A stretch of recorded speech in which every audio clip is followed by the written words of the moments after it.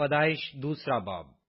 سو آسمان اور زمین اور ان کے کل لشکر کا بنانا ختم ہوا، اور خدا نے اپنے کام کو جسے وہ کرتا تھا 7ویں دن ختم کیا، اور اپنے سارے کام سے جسے وہ کر رہا تھا 7ویں دن فارغ ہوا۔ اور خدا نے 7ویں دن کو برکت دی اور اسے مقدس ٹھہرایا، کیونکہ اس میں خدا ساری کائنات سے جسے اس نے پیدا کیا اور بنایا فارغ ہوا۔ یہ ہے آسمان اور زمین کی پیدائش جب وہ خلق ہوئے، جس دن خدا نے زمین اور آسمان کو بنایا، اور زمین پر اب تک کھیت کا کوئی پودا نہ تھا، اور نہ میدان کی کوئی سبزی اب تک اگی تھی، کیونکہ خدا نے زمین پر پانی نہیں برسایا تھا، اور نہ زمین جوتنے کو کوئی انسان تھا، بلکہ زمین سے کوہر اٹھتی تھی اور تمام روئے زمین کو سیراب کرتی تھی۔ اور خدا نے زمین کی مٹی سے انسان کو بنایا اور اس کے نتنوں میں زندگی کا دم پھونکا، تو انسان جیتی جان ہوا۔ اور خدا نے مشرق کی طرف عدن میں ایک باغ لگایا اور انسان کو جسے اس نے بنایا تھا وہاں رکھا۔ اور خدا نے ہر درخت کو جو دیکھنے میں خوشنما اور کھانے کے لیے اچھا تھا زمین سے اگایا، اور باغ کے بیچ میں حیات کا درخت اور نیک و بد کی پہچان کا درخت بھی لگایا۔ اور عدن سے ایک دریا باغ کے سیراب کرنے کو نکلا، اور وہاں سے 4 ندیوں میں تقسیم ہوا۔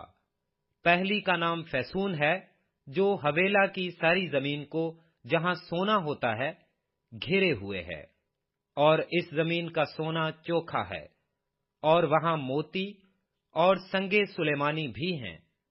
اور دوسری کا نام جیہون ہے، جو کوش کی ساری زمین کو گھیرے ہوئے ہے۔ اور تیسری ندی کا نام دجلہ ہے، جو آسور کے مشرق کو جاتی ہے، اور چوتھی ندی کا نام فرات ہے۔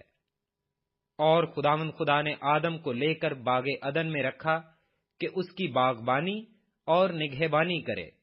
اور خدا نے آدم کو حکم دیا اور کہا کہ تو باغ کے ہر درخت کا پھل بے روک ٹوک کھا سکتا ہے، لیکن نیک و بد کی پہچان کے درخت کا کبھی نہ کھانا، کیونکہ جس روز تو نے اس میں سے کھایا تو مرا۔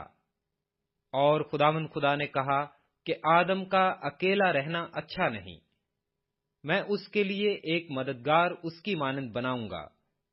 اور خدا نے کل دشتی جانور اور ہوا کے کل پرندے مٹی سے بنائے، اور ان کو آدم کے پاس لایا کہ دیکھے کہ وہ ان کے کیا نام رکھتا ہے۔ اور آدم نے جس جانور کو جو کہا وہی اس کا نام ٹھہرا۔